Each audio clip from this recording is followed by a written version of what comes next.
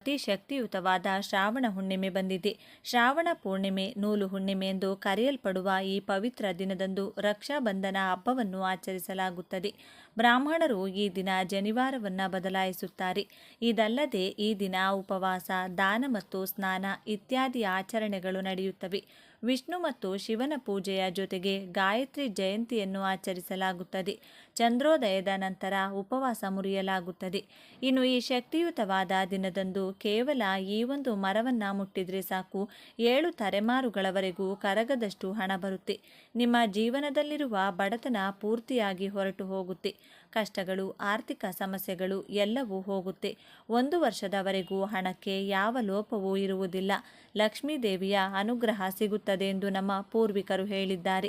ಹಾಗಾದರೆ ಯಾವ ಮರವನ್ನು ಮುಟ್ಟಬೇಕೆಂದು ಈ ವಿಡಿಯೋದಲ್ಲಿ ನಾವು ತಿಳಿದುಕೊಳ್ಳೋಣ. ಆದರೆ ಅದಕ್ಕೂ ಮುಂಚೆ ನೀವಿನ್ನು ನಮ್ಮ ಚಾನಲ್ನ ಸಬ್ಸ್ಕ್ರೈಬ್ ಮಾಡಿಕೊಂಡಿಲ್ಲ ಅಂದರೆ ಖಂಡಿತ ಈಗಲೇ ಸಬ್ಸ್ಕ್ರೈಬ್ ಮಾಡ್ಕೊಳ್ಳಿ. ಹಾಗೆ ಈ ವಿಡಿಯೋ ಇಷ್ಟ ಆಗಿದ್ದರೆ ಮರೆಯದೆ ಒಂದು ಲೈಕ್ ಕೊಡಿ. ಎಲ್ಲರೂ ಭಕ್ತಿಯಿಂದ ಓಂ ಶ್ರೀ ಮಹಾಲಕ್ಷ್ಮಿ ನಮಃ ಅಂತ ಕಮೆಂಟ್ ಮಾಡಿ. ಸ್ನೇಹಿತರೆ, ಶ್ರಾವಣ ಮಾಸದ ಹುಣ್ಣಿಮೆಯನ್ನು ಸಾಮಾನ್ಯವಾಗಿ ಶ್ರಾವಣ ಪೂರ್ಣಿಮೆ ಅಥವಾ ನೂಲು ಹುಣ್ಣಿಮೆ ಎಂದು ಕರೆಯುತ್ತಾರೆ. ಈ ದಿನದಂದು ರಕ್ಷಾಬಂಧನ ಹಬ್ಬವನ್ನು ಆಚರಿಸಲಾಗುತ್ತದೆ ಮತ್ತು ಬ್ರಾಹ್ಮಣರು ಪವಿತ್ರ ದಾರವನ್ನು ಬದಲಾಯಿಸುವ ಆಚರಣೆ ಮಾಡುತ್ತಾರೆ. ಈ ವರ್ಷ ಶ್ರಾವಣ ಮಾಸದ ಹುಣ್ಣಿಮೆಯು ಆಗಸ್ಟ್ 9ರಂದು ಬಂದಿದೆ. ಶ್ರಾವಣ ಪೂರ್ಣಿಮೆಯ ದಿನದಂದು ಭಕ್ತರು ಸ್ನಾನ, ದಾನ ಮತ್ತು ಉಪವಾಸವನ್ನು ಆಚರಿಸುತ್ತಾರೆ.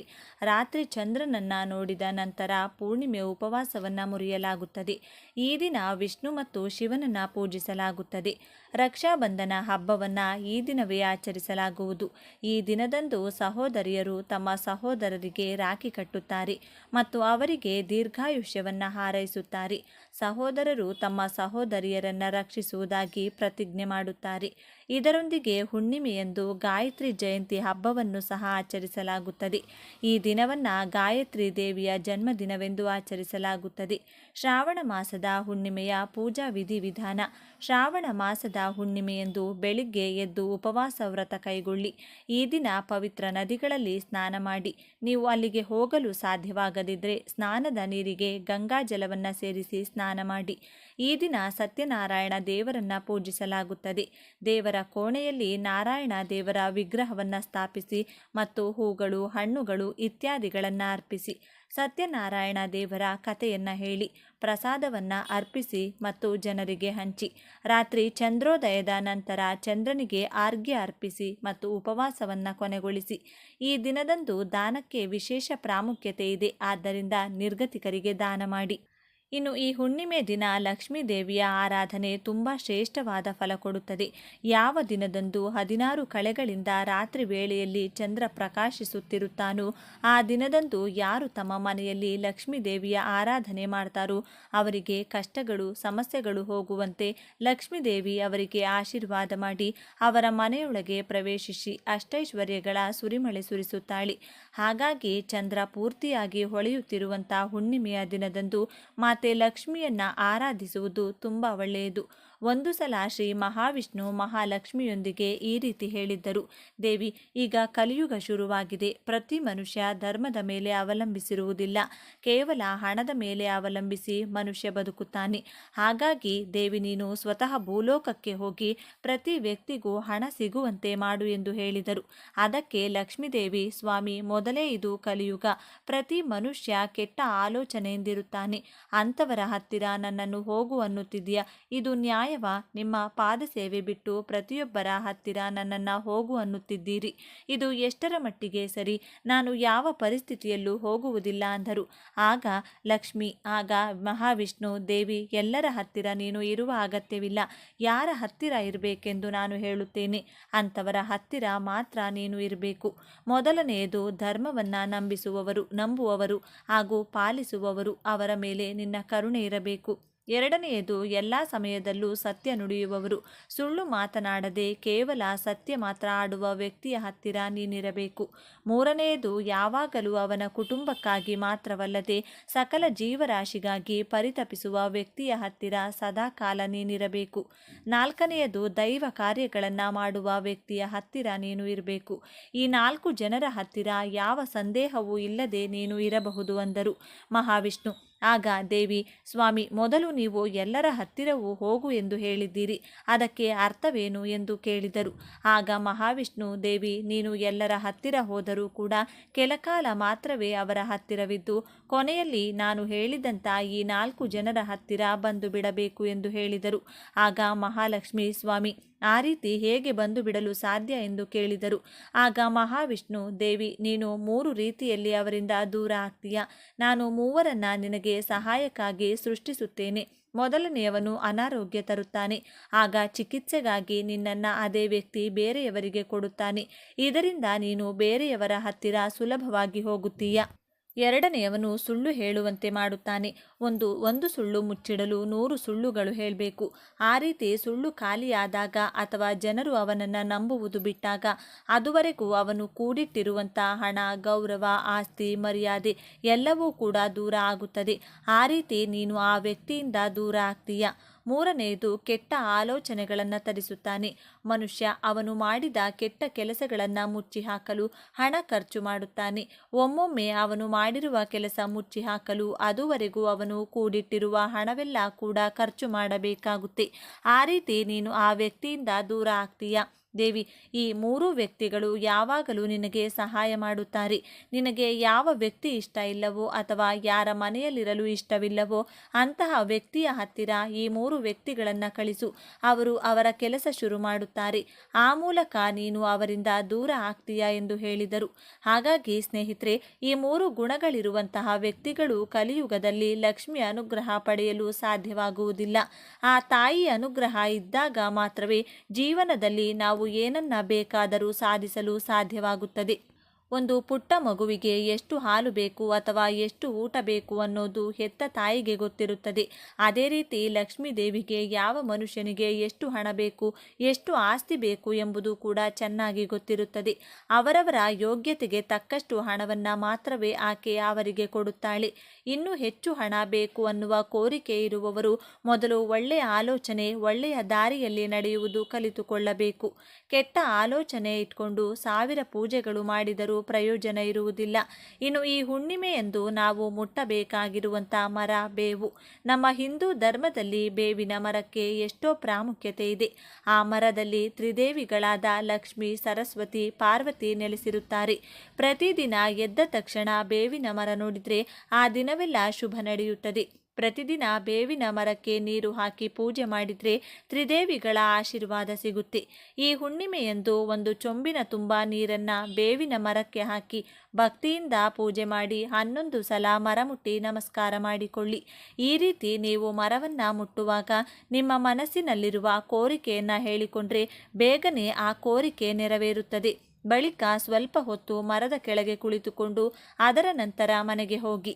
ಈ ವಿಡಿಯೋ ನಿಮಗೆ ಇಷ್ಟ ಆದರೆ ಲೈಕ್ ಮಾಡಿ, ಶೇರ್ ಮಾಡಿ. ಇಂತಹ ಹೆಚ್ಚಿನ ಉತ್ತಮ ಮಾಹಿತಿಗಳಿಗಾಗಿ ತಪ್ಪದೆ ನಮ್ಮ ಚಾನಲ್ನ ಸಬ್ಸ್ಕ್ರೈಬ್ ಮಾಡಿಕೊಳ್ಳಿ. ನಾಳೆ ಮತ್ತೊಂದು ವಿಡಿಯೋದೊಂದಿಗೆ ಪುನಃ ಭೇಟಿಯಾಗೋಣ. ಈ ವರ್ಷ ಕೊನೆಯ ಚಂದ್ರಗ್ರಹಣ ಆಗಸ್ಟ್ 28ರಂದು ಬಂದಿದೆ. ಜೊತೆಗೆ ಶಕ್ತಿಶಾಲಿ ಹುಣ್ಣಿಮೆ ಕೂಡ ಬಂದಿದೆ. 2026ರ ಚಂದ್ರಗ್ರಹಣದ ದಿನ ಕೆಲವು ರಾಶಿಗಳಿಗೆ ಉತ್ತಮವಾಗಿರುತ್ತದೆ. ಹಾಗಾದರೆ ಈಗ ಆ ಅದೃಷ್ಟದ ರಾಶಿಗಳು ಯಾವುವು ಎಂದು ನೋಡೋಣ. ಹಾಗೆ ಚಂದ್ರಗ್ರಹಣ ಸಮಯದಲ್ಲಿ ಏನು ಮಾಡಬೇಕು, ಏನು ಮಾಡಬಾರದು ಅಂತ ನೋಡೋಣ. ಕಟಕ ಸೇರಿ ಈ 5 ರಾಶಿಯವರಿಗೆ ಕುಬೇರನ ಕೃಪೆ, ಹಣವಂತರಾಗುವ ಭಾಗ್ಯ, ಲಕ್ಷ್ಮೀನಾರಾಯಣ ಯೋಗ 2026. ಕೆಲ ದಿನಗಳ ನಂತರ ತುಲಾ ರಾಶಿಯಲ್ಲಿ ಶುಕ್ರ ಹಾಗೂ ಬುಧ ಒಂದೇ ಸ್ಥಾನದಲ್ಲಿ ಸಂಚಾರ ಮಾಡಲಿವೆ. ಇದು ಕೆಲ ರಾಶಿಯವರಿಗೆ ಕುಬೇರನ ಕೃಪೆಯಿಂದ ಕೋಟ್ಯಾಧಿಪತಿಯಾಗುವ ಭಾಗ್ಯವನ್ನು ನೀಡುವುದು. ಹಾಗಾದರೆ ಜ್ಯೋತಿಷ್ಯದ ಪ್ರಕಾರ ಆ ಶುಭ ರಾಶಿಗಳು ಯಾವುವು ಎಂದು ತಿಳಿಯೋಣ ಬನ್ನಿ. ಅಂತಹ ರಾಶಿಯವರ ಜೀವನ ನೆಮ್ಮದಿ, ಸಮೃದ್ಧಿಯಿಂದ ಕೂಡಿರಲಿದೆ. ಹಾಗಾದರೆ ಯಾವ ರಾಶಿಯವರಿಗೆ ಭವಿಷ್ಯದಲ್ಲಿ ಅದೃಷ್ಟ ಕೂಡಿ ಬರಲಿದೆ ನೋಡೋಣ ಬನ್ನಿ. ಅದಕ್ಕೂ ಮುಂಚೆ ನೀವಿನ್ನು ಚಾನಲ್ಗೆ ಸಬ್ಸ್ಕ್ರೈಬ್ ಆಗಿಲ್ಲ ಅಂದರೆ ಈಗಲೇ ಸಬ್ಸ್ಕ್ರೈಬ್ ಆಗಿ. ಹಾಗೆ ವಿಡಿಯೋಗೆ ಲೈಕ್ ಮಾಡಿ, ವಿಡಿಯೋ ಸ್ಕಿಪ್ ಮಾಡದೆ ಕೊನೆ ತನಕ ನೋಡಿ. ಎಲ್ಲರೂ ಭಕ್ತಿಯಿಂದ ಓಂ ನಮಃ ಶಿವಾಯ ಅಂತ ಕಮೆಂಟ್ ಮಾಡಿ. ಕುಂಭರಾಶಿ. ಕುಂಭರಾಶಿಯವರ ಜಾತಕದಲ್ಲಿ ಲಕ್ಷ್ಮೀನಾರಾಯಣ ಯೋಗ ಹಲವಾರು ಬದಲಾವಣೆಗಳನ್ನು ತರುತ್ತದೆ. ಈ ಬದಲಾವಣೆ ಶುಭ ಘಟನೆಗಳಿಗೆ ಸಾಕ್ಷಿಯಾಗುವುದು. ಇದನ್ನು ನಿರೀಕ್ಷೆಗಳನ್ನು ಪೂರೈಸುವ ಬದಲಾವಣೆ ಎಂದು ಪರಿಗಣಿಸಲಾಗುತ್ತದೆ. ಬಹುನಿರೀಕ್ಷಿತ ಆಸೆಗಳನ್ನು ಪೂರೈಸುವ ಮತ್ತು ನಿರೀಕ್ಷೆಗಳನ್ನು ಪೂರೈಸುವ ಸಮಯವೆಂದು ನೋಡಲಾಗುತ್ತದೆ. ನಿಮ್ಮ ವೃತ್ತಿಪರ ಜೀವನದಲ್ಲಿ ನೀವು ಸಾಕಷ್ಟು ಆದಾಯವನ್ನು ಪಡೆಯುತ್ತೀರಿ. ನಿಮ್ಮ ವ್ಯವಹಾರವನ್ನು ವಿಸ್ತರಿಸಲು ಕುಟುಂಬ ಸದಸ್ಯರಿಂದ ಬೆಂಬಲವು ಸಿಗಲಿದೆ. ಇದೆಲ್ಲದರ ಜೊತೆಗೆ ವೃತ್ತಿಪರ ಜೀವನ ಮತ್ತು ಕುಟುಂಬದ ಜೀವನದ ನಡುವೆ ಸಮತೋಲನವನ್ನು ಸೃಷ್ಟಿಸುವ ಅವಕಾಶವನ್ನು ಸಹ ನೀವು ಪಡೆಯುತ್ತೀರಿ. ಶುಕ್ರನ ಸ್ಥಾನವು ನಿಮಗೆ ಯಶಸ್ವಿಯಾಗಲು ಸಹಾಯ ಮಾಡುವುದಲ್ಲದೆ ಅನುಕೂಲಕರ ವಾತಾವರಣವನ್ನು ಸಹ ಸೃಷ್ಟಿಸುತ್ತದೆ. ವಿಶೇಷವಾಗಿ ಕುಟುಂಬದಲ್ಲಿ ಶಾಂತಿ ನೆಮ್ಮದಿ ಮರುಕಳಿಸುವುದು. ಧನಸ್ಸು ರಾಶಿ. ಧನುರಾಶಿಯವರಿಗೆ ಲಕ್ಷ್ಮೀನಾರಾಯಣ ಯೋಗ ಆರ್ಥಿಕ ಸ್ಥಿತಿಯನ್ನು ಬಲಗೊಳಿಸುವುದು. ಇದು ನಮ್ಮ ಜೀವನದಲ್ಲಿ ಅನುಕೂಲಕರ ಬದಲಾವಣೆಗಳನ್ನು ತರುವುದು. ಈ ಬದಲಾವಣೆಯು ಧನುರಾಶಿಯವರ ಜೀವನದಲ್ಲಿ ಶುಭ ಘಟನೆಗಳನ್ನು ಸೃಷ್ಟಿಸಲಿದೆ. ನಿರ್ದಿಷ್ಟವಾಗಿ ಹೇಳೋದಾದರೆ ಇದು ದಾಂಪತ್ಯ ಜೀವನದಲ್ಲಿ ಸಂತೋಷವನ್ನು ತರುವ ಸಮಯ. ಕುಟುಂಬದ ಆರ್ಥಿಕ ಸ್ಥಿತಿ ಸುಧಾರಿಸುವ ಸಮಯ ಇದು. ನೀವು ಸಮಾಜದಲ್ಲಿ ಉನ್ನತ ಸ್ಥಾನಮಾನವನ್ನು ಪಡೆಯುವ ಸಾಧ್ಯತೆಗಳು ಮುಂದುವರೆಯುವುದಾದರೂ ಶೀಘ್ರದಲ್ಲೇ ಮದುವೆಯಾಗುವ ಯೋಗ ಇದೆ. ಕಚೇರಿಯಲ್ಲಿ ಕೆಲಸ ಮಾಡುವ ಜನರು ಪ್ರಬಲ ಸ್ಥಾನವನ್ನು ಪಡೆಯುವ ಅವಕಾಶವನ್ನು ಪಡೆಯುತ್ತಾರೆ. ನಿಮ್ಮ ಕೆಲಸವನ್ನು ಗೌರವಿಸಲಾಗುತ್ತದೆ. ಕೆಲಸದಲ್ಲಿ ಉತ್ತಮ ಕಾರ್ಯಕ್ಷಮತೆಗಾಗಿ ಬಡ್ತಿ ಮತ್ತು ಸಂಬಳ ಹೆಚ್ಚಳಕ್ಕೂ ಅವಕಾಶಗಳಿವೆ. ಕನ್ಯಾ ರಾಶಿ. ಲಕ್ಷ್ಮೀನಾರಾಯಣ ಯೋಗ ಕನ್ಯಾ ರಾಶಿಯವರ ಜಾತಕದ 3ನೇ ಮನೆಯಲ್ಲಿ ಬದಲಾವಣೆಯನ್ನು ತರಲಿದೆ. ವೈದಿಕ ಜ್ಯೋತಿಷ್ಯದಲ್ಲಿ ಇದನ್ನು ಲಾಭದ ಮನೆ ಎಂದು ಸೂಚಿಸಲಾಗುತ್ತದೆ. ಹೀಗಾಗಿ ಇದು ಸ್ವಯಂ ಉದ್ಯೋಗಿಗಳಿಗೆ ವಿಶೇಷ ಸಮಯವಾಗಿರುತ್ತದೆ. ನಿಮ್ಮ ವ್ಯವಹಾರವನ್ನು ಅಂತಾರಾಷ್ಟ್ರೀಯ ಮಟ್ಟದಲ್ಲಿ ವಿಸ್ತರಿಸಲು ಅವಕಾಶವನ್ನು ನೀವು ಪಡೆಯುವಿರಿ. ಷೇರು ಮಾರುಕಟ್ಟೆ ಹೂಡಿಕೆಗಳಲ್ಲಿ ಆಸಕ್ತಿ ಹೊಂದಿರುವ ಜನರು ನಿರೀಕ್ಷಿತ ಲಾಭವನ್ನು ಪಡೆಯುವರು. ಈ ಅವಧಿಯಲ್ಲಿ ಹೊಸ ಹೂಡಿಕೆಗಳನ್ನು ತಪ್ಪಿಸುವುದು ಉತ್ತಮ. ಕಚೇರಿಯಲ್ಲಿ ಕೆಲಸ ಮಾಡುವ ಜನರು ತಮ್ಮ ವಿಶಿಷ್ಟ ಕೌಶಲ್ಯದಿಂದ ಉನ್ನತ ಅಧಿಕಾರಿಗಳ ಗಮನವನ್ನು ಸೆಳೆಯುವರು. ನಿಮಗೆ ನಿಯೋಜಿಸಲಾದ ಕಾರ್ಯಗಳನ್ನು ಚೆನ್ನಾಗಿ ಪೂರ್ಣಗೊಳಿಸುವುದು ತುಂಬ ಕಷ್ಟ. ಸಿಂಹರಾಶಿ. ಶುಕ್ರನ ಸಂಚಾರದಿಂದಾಗಿ ಉಂಟಾಗುವ ಶ್ರೀ ಲಕ್ಷ್ಮೀನಾರಾಯಣ ಯೋಗ ಸಿಂಹರಾಶಿಯವರಿಗೆ ಅನಿರೀಕ್ಷಿತ ಬದಲಾವಣೆಗಳನ್ನು ತರಲಿದೆ. ನೀವು ಇತರ ರಾಶಿಗಳಿಗಿಂತ ಹೆಚ್ಚು ಪ್ರಯೋಜನವನ್ನು ಪಡೆಯುವಿರಿ. ಈ ಶುಭಯೋಗದ ಪ್ರಭಾವ ಸಿಂಹರಾಶಿಯವರ ಜೀವನದಲ್ಲಿ ಸಕಾರಾತ್ಮಕ ಶಕ್ತಿಯನ್ನು ಹೆಚ್ಚಿಸುತ್ತದೆ. ನೀವು ಮುಟ್ಟಿದ್ದೆಲ್ಲವೂ ಚಿನ್ನವಾಗಿ ಬದಲಾಗಲಿದೆ. ನಿಮ್ಮ ಸುತ್ತಮುತ್ತಲಿನ ಜನರು ನಿಮ್ಮನ್ನು ಹೆಚ್ಚು ಪ್ರೀತಿಸುತ್ತಾರೆ. ವೈಯಕ್ತಿಕ ಮತ್ತು ವೃತ್ತಿಪರ ಜೀವನದ ಪ್ರಗತಿಗಾಗಿ ಅವಕಾಶಗಳು ಸಿಗುವುದು. ಅಲ್ಲದೆ ನಿಮ್ಮ ಸ್ನೇಹಿತರ ಬಳಗ ವಿಸ್ತರಿಸುತ್ತದೆ. ನೀವು ಕಚೇರಿ ಮತ್ತು ಕೆಲಸದ ಸ್ಥಳದಲ್ಲಿ ಸಹೋದ್ಯೋಗಿಗಳೊಂದಿಗೆ ಸಾಮರಸ್ಯದ ಸಂಬಂಧವನ್ನು ಕಾಪಾಡಿಕೊಳ್ಳುತ್ತೀರಿ. ಕೆಲಸದ ಸ್ಥಳದಲ್ಲಿ ಮನಸ್ತಾಪಗಳು ಕಡಿಮೆಯಾಗುತ್ತದೆ. ನೀವು ಲಾಭ ಮತ್ತು ನಿರೀಕ್ಷೆಗಿಂತ ಹೆಚ್ಚಿನ ಆದಾಯವನ್ನು ಪಡೆಯುತ್ತೀರಿ. ವಿಶೇಷವಾಗಿ ಈ ರಾಶಿಯವರ ದಾಂಪತ್ಯ ಜೀವನ ಸುಂದರ ಹಾಗೂ ಸಂತೋಷದಿಂದ ಕೂಡಿರಲಿ. ಕಟಕ ರಾಶಿ. ಕಟಕ ರಾಶಿಯವರಿಗೆ ಲಕ್ಷ್ಮೀನಾರಾಯಣ ಯೋಗದಿಂದಾಗಿ ಹಣದ ಮಳೆಯಾಗುವುದು ಖಚಿತ. ಕಟಕ ರಾಶಿಯವರು ವೃತ್ತಿ ಬೆಳವಣಿಗೆಗೆ ಸಂಬಂಧಿಸಿದ ಪ್ರವಾಸಗಳಲ್ಲಿ ಸಾಕಷ್ಟು ವೃದ್ಧಿ ಅವಕಾಶಗಳನ್ನು ಪಡೆಯುವರು. ನೀವು ಈಗಾಗಲೇ ಮಾಡುತ್ತಿರುವ ವ್ಯವಹಾರದಿಂದ ಈಗಾಗಲೇ ಸಾಕಷ್ಟು ಆದಾಯವನ್ನು ಪಡೆಯುತ್ತೀರಿ. ನೀವು ಹೊಸ ಆದಾಯವನ್ನು ಗಳಿಸುವ ವರ್ಷಗಳನ್ನು ಕಂಡುಕೊಳ್ಳುವ ಸಮಯ ಇದು. ಪೂರ್ವಜರ ಆಸ್ತಿಗೆ ಸಂಬಂಧಿಸಿದ ಪ್ರಕರಣಗಳಲ್ಲಿನ ಫಲಿತಾಂಶಗಳು ನಿಮ್ಮ ಪರವಾಗಿರುತ್ತವೆ. ನಿಮ್ಮ ವ್ಯವಹಾರಕ್ಕಾಗಿ ಪೂರ್ವಜರ ಆಸ್ತಿಯನ್ನು ಬಳಸುವ ಮಾರ್ಗಗಳನ್ನು ನೀವು ಕಂಡುಕೊಳ್ಳುವಿರಿ. ನೀವು ಕುಟುಂಬ ಮತ್ತು ಸಂಬಂಧಿಕರೊಂದಿಗೆ ಸಂತೋಷದ ಸಮಯವನ್ನು ಕಳೆಯುತ್ತೀರಿ ಮತ್ತು ಜೀವನವು ಉತ್ತಮವಾಗಿ ಬದಲಾಗುತ್ತದೆ. ಆರ್ಥಿಕ ಸ್ಥಿತಿ ನೆಮ್ಮದಿಯನ್ನು ತಂದುಕೊಡುವುದು. ದೀರ್ಘಕಾಲದ ಮನೆಯಲ್ಲಿ ನಿಂತು ಹೋಗಿದ್ದ ಶುಭ ಕಾರ್ಯಗಳು ಮತ್ತೆ ಶುರುವಾಗಲಿದೆ. ಇದು ನಿಮ್ಮ ಮನೆಯ ವಾತಾವರಣವನ್ನು ಬದಲಾಯಿಸುವುದು. ವೃಷಭ ರಾಶಿ. ಈ ಚಂದ್ರಗ್ರಹಣ ವೃಷಭ ರಾಶಿಯವರಿಗೆ ಬಹಳಷ್ಟು ಮಂಗಳಕರ ಪ್ರಯೋಜನಗಳನ್ನು ನೀಡುತ್ತದೆ. ವೃಷಭ ರಾಶಿಯವರಿಗೆ ಧನಲಾಭ, ಜೀವನದಲ್ಲಿ ಸುಖ, ಶಾಂತಿ, ನೆಮ್ಮದಿ ಸಿಗಲಿದೆ. ಅದೃಷ್ಟ ನಿಮ್ಮ ಮನೆ ಬಾಗಿಲಿಗೆ ಬರಲಿದೆ. ಅಲ್ಲದೆ ಈ ಸಮಯದಲ್ಲಿ ಕೆಲಸದಲ್ಲಿ ಯಶಸ್ಸು ಸಿಗಲಿದೆ. ಆದಾಯವನ್ನು ಹೆಚ್ಚಿಸುವ ಮಾರ್ಗಗಳು ತೆರೆದುಕೊಳ್ಳುತ್ತವೆ. ನೀವು ಕೈಹಾಕಿದ ಕೆಲಸಗಳಲ್ಲಿ ಯಶಸ್ಸು ದೊರೆಯಲಿದೆ. ನಷ್ಟದ ಸಂಭವನೀಯತೆ ನಿರೀಕ್ಷೆಯಲ್ಲಿರುವವರಿಗೆ ಅದು ಲಾಭವಾಗಿ ಅಥವಾ ಅಸಲು ಕೈಗೆ ಸಿಗುವಂತೆ ಆಗುತ್ತದೆ. ಸೋದರ ಸೋದರಿಯರ ಜೊತೆಗೆ ಇರುವ ವೈಮನಸ್ಯ ನಿವಾರಣೆಯಾಗಲಿದೆ. ಹೆಸರು ಕೀರ್ತಿಗಳು ದೊರೆಯಲಿವೆ. ಕೋರ್ಟು ಕಚೇರಿ ವ್ಯಾಜ್ಯಗಳು ಬಗೆಹರಿಸಿಕೊಳ್ಳಬಹುದು. ಆರೋಗ್ಯದಲ್ಲಿ ಸಮಸ್ಯೆಗಳಿದ್ದಲ್ಲಿ ಸೂಕ್ತ ವೈದ್ಯೋಪಚಾರಗಳು ದೊರೆಯಲಿವೆ. ಮಿಥುನ ರಾಶಿ. ಈ ಚಂದ್ರಗ್ರಹಣ ಮಿಥುನ ರಾಶಿಯವರಿಗೆ ಬಹಳ ದಿನಗಳಿಂದ ಲಾಭವಾಗದೆ ಹಣವನ್ನು ಪಡೆಯಲು ಸಹಾಯ ಮಾಡುತ್ತದೆ. ವೃತ್ತಿಪರವಾಗಿ ಅನೇಕ ಪ್ರಯೋಜನಗಳನ್ನು ಪಡೆಯಬಹುದು. ಈ ಕಚೇರಿಯಲ್ಲಿ ತಮ್ಮ ಅತ್ಯುತ್ತಮ ಕಾರ್ಯಕ್ಷಮತೆಗಾಗಿ ಉದ್ಯೋಗಿಗಳು ಮೆಚ್ಚುಗೆಯನ್ನು ಪಡೆಯುತ್ತಾರೆ. ದೀರ್ಘಾವಧಿಯ ಯೋಜನೆಗಳು ನೆರವೇರಲಿವೆ. ಸಮಾಜದಲ್ಲಿ ಮೌಲ್ಯ ಮತ್ತು ಗೌರವ ಹೆಚ್ಚಾಗುವ ಸಾಧ್ಯತೆ ಇದೆ. ಉದ್ಯೋಗ ಹಣಕಾಸಿನ ವಿಚಾರದಲ್ಲಿ ಸಂಬಂಧಿಸಿದಂತೆ ಚಿಂತೆಗಳು ಕಾಡುತ್ತಿದ್ದರೆ ಅದು ದೂರವಾಗಲಿದೆ. ಸರಾಗವಾಗಿ ಸಾಂಸಾರಿಕವಾಗಿ ಸಮಸ್ಯೆಗಳು ಎದುರಿಸುತ್ತಿರುವವರಿಗೆ ಸಹ ನಿರುಮ್ಮಳವಾಗುವಂತಹ ಬೆಳವಣಿಗೆ ದೊರೆಯಲಿದೆ. ಬಡ್ತಿ ಅಥವಾ ವೇತನ ಹೆಚ್ಚಳದ ನಿರೀಕ್ಷೆಯಲ್ಲಿರುವವರಿಗೆ ಶುಭ ಸುದ್ದಿ ಕೇಳಿ ಬರಲಿದೆ. ಅಣ್ಣ ತಮ್ಮಂದಿರು ಅಕ್ಕ ತಂಗಿಯರ ಜೊತೆಗೆ ಭಿನ್ನಾಭಿಪ್ರಾಯಗಳು ಬಗೆಹರಿಸಿಕೊಳ್ಳುವ ಅವಕಾಶವಿದೆ. ವೃಶ್ಚಿಕ ರಾಶಿ. ಈ ಚಂದ್ರಗ್ರಹಣ ವೃಶ್ಚಿಕ ರಾಶಿಯವರಿಗೆ ಲಾಭ ತರಲಿದೆ. ಮುಖ್ಯವಾಗಿ ಉತ್ತಮ ಆರ್ಥಿಕ ಜೀವನ ಉತ್ತಮವಾಗಿರಲಿದೆ. ಐಷಾರಾಮಿ ಸೌಕರ್ಯಗಳು ಹೆಚ್ಚಾಗುತ್ತವೆ. ವ್ಯಾಪಾರಸ್ಥರು ಅಧಿಕ ಲಾಭವನ್ನು ಪಡೆಯುತ್ತಾರೆ. ಕೆಲಸದ ಸ್ಥಳದಲ್ಲಿ ನಿಮ್ಮನ್ನು ಗುರುತಿಸಲಾಗುತ್ತದೆ. ನಿಮ್ಮ ಆಪ್ತರು ನಿಮ್ಮನ್ನು ಮೆಚ್ಚುತ್ತಾರೆ. ನಿಮ್ಮ ಸಾಧನೆ ಸಮಾಜದಲ್ಲಿ ಖ್ಯಾತಿ ತಂದುಕೊಡಲಿದೆ.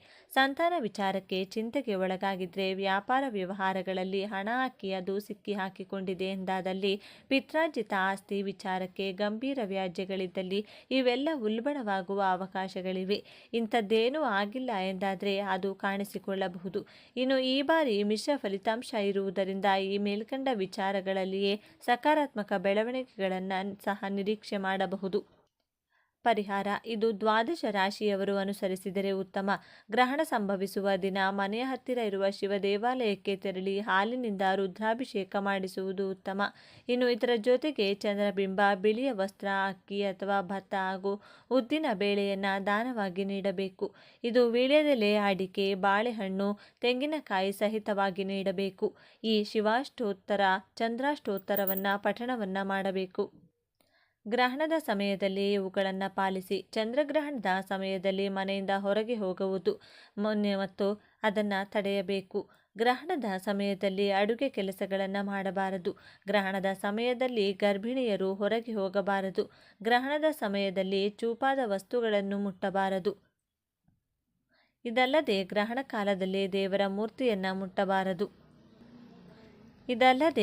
ಕಾಲದಲ್ಲಿ ದೇವರ ಮೂರ್ತಿಯನ್ನು ಮುಟ್ಟಬಾರದು. ಗ್ರಹಣ ಸಮಯದಲ್ಲಿ ಸೂರ್ಯ ಮಂತ್ರವನ್ನು ಪಠಿಸಿ. ಚಂದ್ರಗ್ರಹಣದ ನಂತರ ಏನು ಮಾಡಬೇಕು? ಗ್ರಹಣದ ನಂತರ ಮನೆಯನ್ನು ಶುಚಿಗೊಳಿಸಿ ಗಂಗಾ ಜಲವನ್ನು ಮನೆಯೆಲ್ಲ ಚಿಮುಕಿಸಿ.